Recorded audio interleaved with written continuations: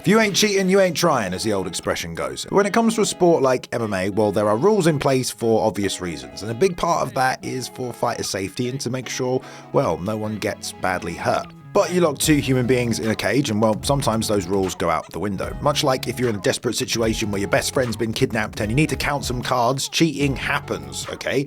But just because you game the system doesn't mean you're always going to win. Oh, and guess what? Today I'll be with the monitor showing you exactly when these moments happened. I'm Balian from MMA On Point.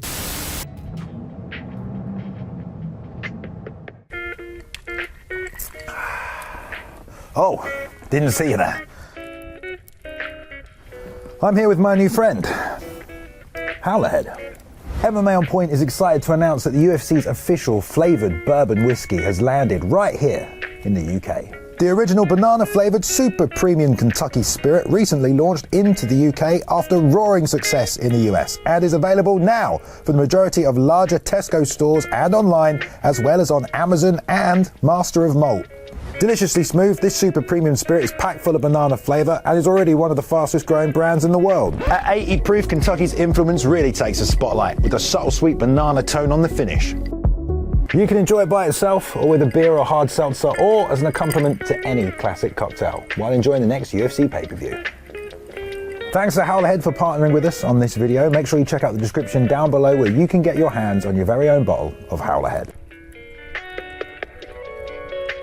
And these are 10 fighters who cheated but still lost.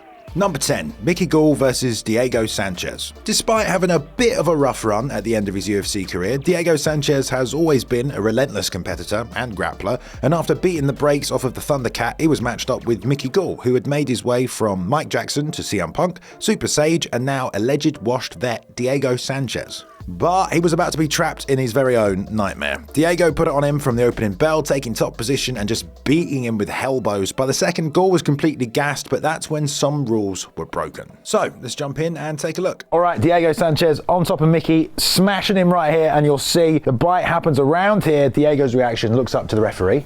Biting, you can't do that, not even back in the day. And after that, he completely smashes him. But you'll see when he stands up, right there, bite mark from Mickey Gall on Diego Sanchez. He was not very happy about this. As you could tell, Diego was pretty pissed, and the ground and pound he used to finish him was absolutely hellacious. This little bitch fucking bit me. Did I cry or complain? No.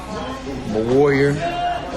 You bite me, I'm gonna beat you. Number 9, Jason Knight versus Gabriel Benitez. Well, it looks like we're going to be seeing more of Hick Diaz come this new season of The Ultimate Fighter, which is pretty cool. I mean, at one point he was on a fairly decent UFC run. Heck, even after he got dropped, he put on some entertaining bare knuckle wars with the GOAT everyone has actually apparently forgotten about, Artem Lobov. Well, he was still 20-3 and ranked 15th at featherweight when he was matched up with AKA's Gabriel Benitez, where it took only 60 seconds for Knight to do something he probably shouldn't have. Let's watch it through now. Knight working really hard for this takedown, scrambling, and you'll see the hands of Benitez come up and the fingers here go in his mouth, and Jason bites down at them. He bites his fingers, you know, why not? Here you go again, right in his gob, and he bites them, you know. Benitez obviously screaming in pain. You can't bite people, it's not allowed. Well, Jason did say he didn't mean to, but according to Benitez, he did it twice. I suppose Gabe's fingers were in his mouth, but it's a fight, and if he was really trying to get that takedown, well, he might have gotten a bit carried away. Either way, he got a point taken because of it, and, you know, Benitez ended up taking a unanimous decision, so it didn't really work out for Jason. Number 8, Michael Chandler versus Dustin Poirier. Well, I don't think there was an MMA fan on the planet who wasn't looking forward to the Iron Man Mike against Diamond Dustin, two 155 sluggers with grit and durability matched only basically by one another. And to be fair, the fight itself was absolute chaos. At any moment, it felt like one dude was about to collapse and slip on the copious amounts of blood and sweat accumulating on the canvas. But as dirty as the octagon was getting, this fight kind of got even dirtier. Let's take a look at a few of those moments now. Here, 2 minutes in, we have the headbutt from Chandler. Accidental in this situation, but Chandler doesn't care, unloads on him, nearly finishes Poirier because of this anyway. Ref doesn't see it. Chandler's nose already broken from an elbow, and he blows his nose right into Dustin as he's trying to lock up this triangle choke here. Blood everywhere. Here's the other thing that Dustin talked about post-fight, the fish hooking, fingers going inside the mouth right there. Obviously, he's trying to work for a submission and pull the neck up, but the fingers go in. Dustin points up here as well to let the ref know his finger's in my mouth, which you can't do, obviously. Shots to the back of the head, you know, Chandler's throwing them, they landed on the back of the head repeatedly. You know, the ref pulls his hand away, away. He starts to aim for the ear. Some of these even are a bit close to the back of the head there as well, but Dustin obviously very upset about that one as well. Yeah, so this one got pretty nasty, and the fight didn't exactly settle things either. Immediately afterwards, Dustin was complaining to Mike and had some words for him at the post-fight press conference. And I told him he's a dirty motherfucker too, for putting his fingers in my mouth and blowing his nose, and Yes, his mouth was open and my hand went inside of there. I'll have to go back and watch it, but I know I was catching his ear, or at least in my mind I was catching his ear. If I wanted to breathe, that blood needed to come out. It wasn't a malicious, weird thing, but it was definitely like, hey man, sorry you're down there, but I didn't create gravity. Mike certainly made it dirty in there, but ultimately Dustin was still able to find the finish, and it didn't really help him pull out the win. Number 7, Eduardo Dantus versus Darian Caldwell. Bellator has got some sneaky good fighters on its roster, including those at the lighter weight classes. Eduardo Dantus is one of those guys. He won the bantamweight title in 2012 after going through the tournament, defended it twice before dropping it to Joe Warren, but then he won it back 2 years later for a second go-round and racked up more defenses before he was matched up with this new divisional hotness, Darian Caldwell, and they had a showdown for the strap. Now, Dantus is a pretty well-rounded guy, but he's also a BJJ black belt, but Caldwell was an NCAA Division I wrestling champion, so no doubt he wanted the takedowns, and they would be pretty important in this fight. But the belt's on the line, and Dantus was a little too determined to make sure that it didn't hit the ground. Let's see if you can count the fouls with me on this one. And here we have Bellator champion Dantus. How many cage grabs? There's 1, there's 2 right there from this man. Okay, there's a third one right here. Number 4 right there as well. Yeah, Herzog's trying to stop him. Almost gets taken down. He grabs the cage though, so that's number 5, right? He's not going to do it again. No, he does it again.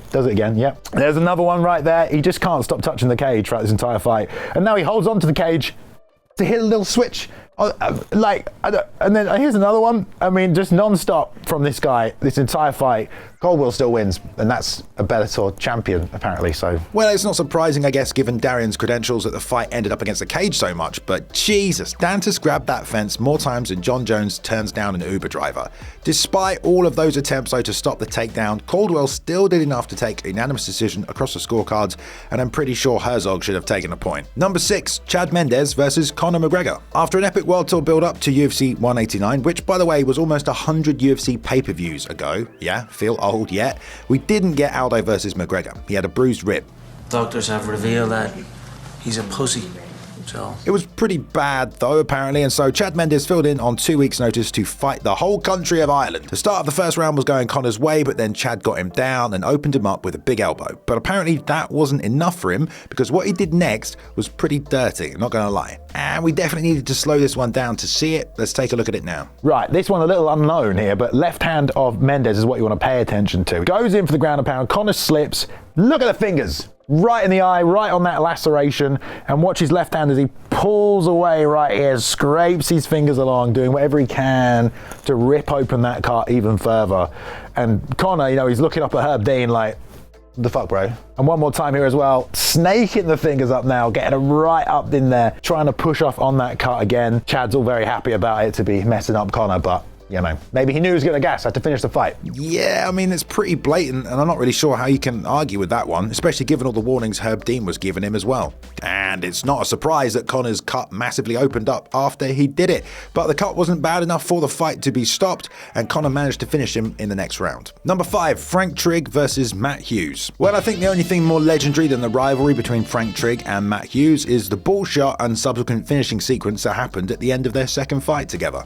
At this point in time, Matt had been the supremely dominant welterweight champion. He just won his belt back in a vacant title fight against GSP, and his first defense was a rematch with old rival Frank Trigg. He won the first time by rear naked choke in the first round, and honestly, this fight wasn't too different except from what happened in pretty much the first minute. Let's take a look, and this one is pretty painful. Classic one right here, Frank Trigg against the cage, under over, boom, right to the balls. What does Frank do? Doesn't stop, doesn't care. Matt's looking at the ref, unloads on him, chases him down, almost knocks him out and wins the fight because of this nut shot. Right here, another angle as well. Matt reacts, and Frank just chases him down, won't stop popping him in the face. Could have been world champion, but illegal of sorts. Honestly, I don't think you can expect Mario Yamasaki to do anything in that situation, like one of the worst referees of all time.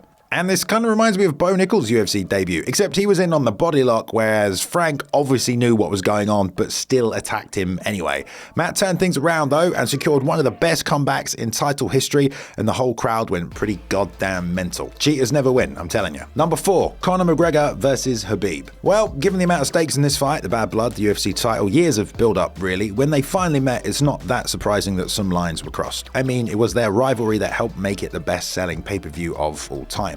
And this one kind of goes back to the old, if you ain't cheating, you ain't trying phrase, really. Nothing Conor did in this fight was egregious, but he definitely wasn't playing by the rules in this one, and once he put all his fouls together, well, it kind of looked like he was going to do anything he could to get the win. And however the notorious fans will spin it, he cheated a bunch. We put them all together here though, so let's take a look at them. Right, let's count them. 1, grabbing the shorts from Conor. Not too bad, right? That is, though, knee to the head of a ground opponent in slow motion. Oh, maybe a broken nose, but Khabib's nose is made of granite, apparently. Toes in the fence, why not? Grabbing the shorts this time.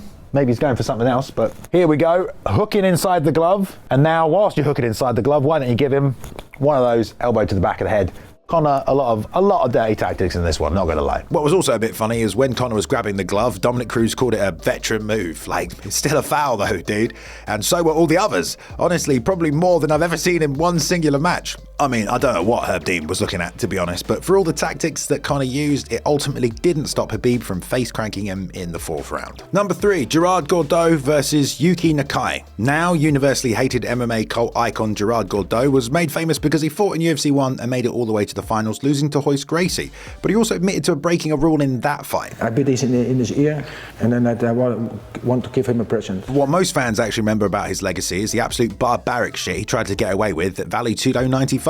These were some of the best and earliest MMA events in the world, and although they were advertised as having no rules, there were in fact 3 very important ones.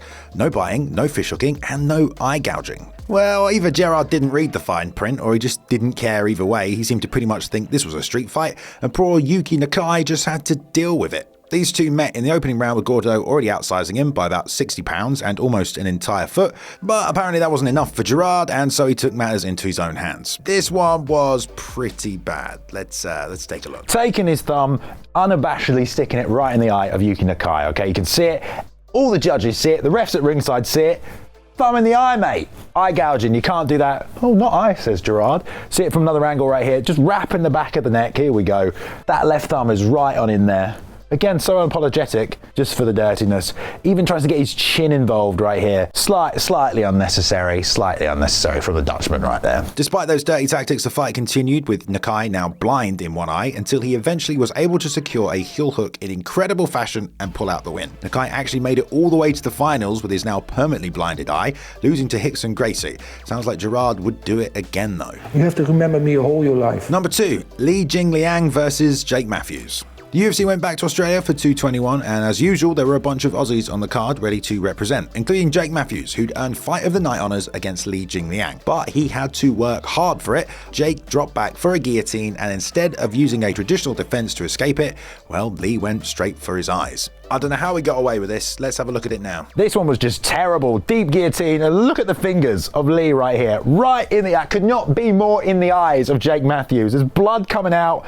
Poor bloke. Absolutely trying to rip his face apart to get out of this guillotine. Jake, however, initially didn't seem to mind too much, post-fight at least anyway. No hard feelings at all. It's a fight. The adrenaline's high. You know, you just do things instinctually that you don't even realise. My vision went blurry. You know, I couldn't see out of my right eye for part of the next round. But I mean, at the end of the day, it's not just an eye gouge. I mean, it was during a potentially fight-ending submission. Despite having blurry vision though, Jake still took Lee the distance and beat him on the judges' scorecards. And they both won $50K. Yeah, imagine that shit. Jake did also later change his tune when he posted this Instagram video. G'day guys, I'll wear glasses now. Number 1, Priscilla Caceres versus Gillian Robertson. Gillian Robertson has the most finishes in flyweight history. In fact, she's got the most submissions in the history of women's MMA. So, yeah, if she gets on your back, chances are you're probably going to nap or tap. I mean, I don't know if that made what Priscilla Caceres did to her in their fight any better. In fact, it's probably one of the most blatant and desperate fouls I've ever seen in the UFC. Don't worry, we've slowed this one down. Let's see it. Fully locked in rear naked choke. There's one thumb in the eye, and watch her thumb here search desperately for the eye socket. Boom, right in there. I mean, that is just horrible, egregiously horrible. We'll see it one more time. Oh, where's her eye? I think it's right there. Yeah, I'll just gouge her as much as I can. No, I mean, you can't say anything about that one. I'm trying to save her life from being choked, but no. I mean, you can tell the ref was trying to get in there and stop it, but he didn't really want to interfere with the choke that was still being applied. But she's being eye gouged, dude, okay? Turns out Gillian Roberts is just a total badass, and that made it 5 subs on a UFC record. Someone who doesn't cheat is the office good boy, Luke Taylor. Yeah, @CallToMe_ on Twitter. Ben Rosette is back, as always, in tremendous fashion, playing that intro tune. Thanks, Ben. Appreciate you. I don't think you've cheated at anything, have you? I don't know. Okay, guys, who's the worst cheat? Come on now. You've seen some of these. They are just god-awful. Let us know in the comments down below. Thank you very much for watching as well. Go hit the like button if you liked it. And don't cheat us out of a subscription if you think it'll be worth your time, because we do 3 videos a week, don't you? Yes, we do. Right. Well, I've been Balian. Thank you for watching. Appreciate you. Have fun. And, well, we'll see you in the next one.